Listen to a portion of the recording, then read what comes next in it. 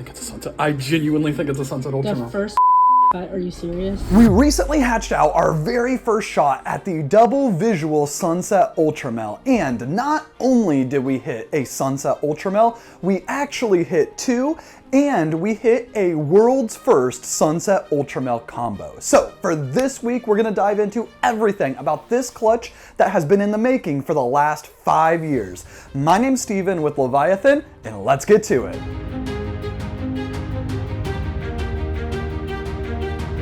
Going all the way back to the point where we decided to breed ball pythons as a business, we had very early on wanted to focus on one project that was higher end.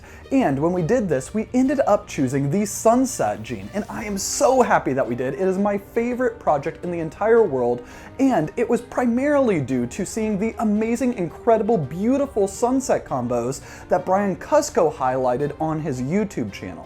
But for us, we went out and we bought a visual sunset male from Brock Wagner all the way back in 2020. And when we got this male, he was super bright, super orange, and at the time they had said that he might be a vanilla sunset. But we didn't know, and at that point in the ball python industry, shed testing wasn't even a consideration that we had. So we raised him up, we paired him to lots of different things, and the very first season that he bred, we paired him to a ULTRAMEL female that we had gotten on a breeder loan from Troy of Balls and Strikes Pythons. And from that clutch, we ended up getting 10 total eggs. We got 5 males and 5 females. So after all of the split, we ended up having 3 of the females and 2 of the males, and we sold one of the males and then we held back all of the others.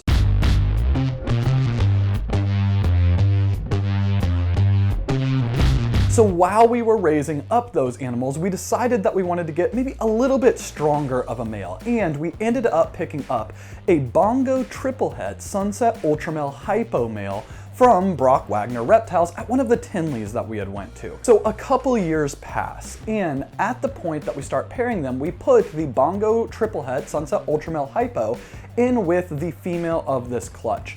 And they locked very, very early on, but she didn't end up going. And in fact, this was probably about 2024 sometime when they ended up locking. But that male stopped locking for quite a while, and in fact, he just recently started locking with other girls again. So while there were some locks very early on, we knew that we needed to introduce our backup male just in case she was going to go, and we didn't want to lose out on the clutch.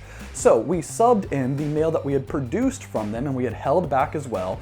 And from this, he did amazing. He locked with all of the girls, and he is a great breeder. He stays on feed, and ultimately, she ended up laying a 10-egg clutch, which we are super, super excited about because I don't really know why I'm the one on camera, because Steven is the one who is super excited for this clutch. He won't stop talking about how excited he is for these sunset ULTRAMELs, and every time I say things like, oh, I don't know if we'll have anything like cool at that point, he's like, what about the sunset ULTRAMELs? We have shots at sunset ULTRAMELs.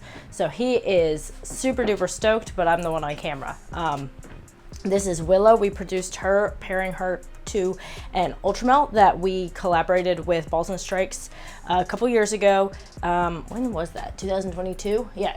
In 2022, we paired our OD sunset male to his ULTRAMEL female, and we got 10 eggs, and I'm pretty sure it wasn't even split, 5 girls, 5 boys. And so we split the clutch, and we hung on to 3 girls, and they're up to size now, huge actually, and checked on Miss Willow this morning, and she has what looks to be a pretty big clutch.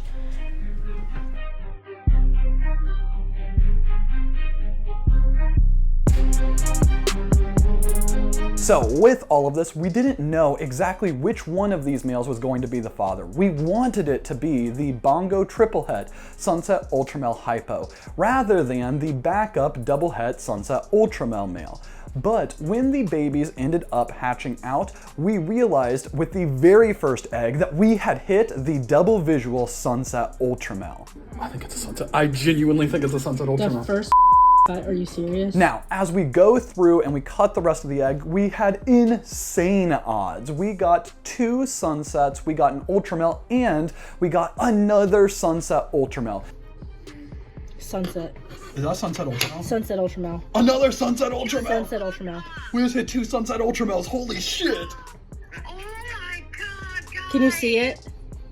Oh my god! Hell yeah! You're not getting naked Ellie in the video, are you? Okay. 2 sunset ultramels. Wow. We were on cloud 9. The day that this happened, I was so excited that I could not fall asleep. I was just so amped. I ended up staying up until about 4 or 5 in the morning, and I was absolute garbage the next day at work. With all of this, they ended up coming out of the egg, and we were able to see once they were out of the egg that of the 2 sunset ultramels, that there was a significant difference in pattern and a significant difference in color. So we did think that we got an extra gene in it, but we didn't know which one it was. We didn't know if one of them was a sunset ultramel and the other one was a bongo, and if that was the situation, we didn't know which one was what. So in addition to all of the pos hets, we sent off their sheds to Rare Genetics Incorporated, who does the shed testing for Morph Market and on Clutch, and they ended up giving us back some really, really interesting news. Before we can get into exactly what they revealed, we need to go all the way back to our original Sunset Boy, because while we had initially thought that he might be Vanilla Sunset, he ended up not proving out to be Vanilla Sunset. And from various different pairings, we knew that we were producing sunsets that were really, really bright and orange, and other sunsets that looked like regular sunsets. So we still felt that there was another gene going on, but we paired him to things with fire, and we didn't make any vanilla creams, so we didn't think that it was vanilla. But we didn't know exactly what the gene was until we did a collaborative breeding project with our friend Shane Kelly of Small Town Exotics, and during that clutch, he ended up running a full panel on one of the babies that he had gotten from the split, and it turns out that there was Orange Dream in the animal, and we didn't realize it. So once we had that information, we ended up shed testing the male, and we realized that our original sunset male wasn't a sunset or a vanilla sunset, he was an Orange Dream sunset. This brings us all the way back to this clutch, and it turns out that one of the babies that we had produced was actually a Orange Dream sunset ultramel, but that's not even the most of the reveal. In fact, the other sunset ultramel was a Super Orange Dream sunset ultramel, and it made so much sense given how absolutely electric orange they are, and I was so freaking excited.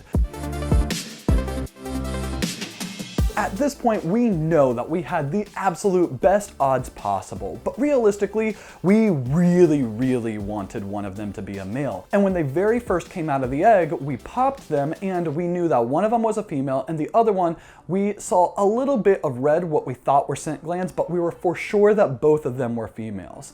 And while this was a little disappointing, we couldn't actually be mad because we hit 2 sunset ultramels off of a double het to double het pairing. But while I was on my way down to Daytona last Friday, Courtney was back at the snake shop, and she was working with Cameron, who helps us clean rodents and clean snakes every single week. And he was talking about the sunset ultramels, and he had asked Courtney if she had checked on them since then, and she said no. So she went over and she popped him again, and it turns out that that boy is actually a boy and not a girl, which means that the Super Orange Dream sunset ultramel is a male, which is exactly what we wanted. It was the best possible outcome, and I can't even express how freaking excited I was when Courtney and Cameron ended up calling me to tell me that that boy was actually a freaking male. So with all of this, we can't be happier with the clutch. It was the best odds we possibly could have gotten, and I am so freaking excited about the Sunset Ultramel project. Now, if you're in the States and you're interested in the Sunset Ultramel project, I can't recommend it enough. These animals are unlike anything we have ever produced before. But if you're looking to buy something, while we do have a small amount that are going to be available, we aren't going to be posting them to Morph Market right away. So if you're interested in something specific, hit us up on Instagram and let us know, or head over to the Patreon and check them out there, where we're giving a little bit more in-depth behind the scenes information on this clutch. In addition to that, if you're in the United States and you're looking for Sunset Ultramel things, you should definitely check out Brandon Nixon, Justin of Morph Jungle, Brad Boa Reptiles, or Krista of Neurophi Exotics, because these all have some amazing Sunset Ultramel stuff either right now or coming up this season, and they are going to be absolutely incredible, and they're going to be producing some incredible animals in this project that we are definitely eyeing ourselves to help expand our base into it. Now, if you're overseas and looking to get into the Sunset ULTRAMEL project, definitely hit up Gavin of Balls to You, Dragon Labs, or DJ of Reptiles for Century, because they are leading the Sunset ULTRAMEL project, and I can't wait. I am so jealous on the animals that they are already producing in it, and they have some absolute amazing animals that would help out anybody who's wanting to jumpstart into the project. But with all of this, I can't say enough how excited we are, and we are so freaking stoked to see where the project goes in the future. But my name's Steven with Leviathan, and we will see you next week.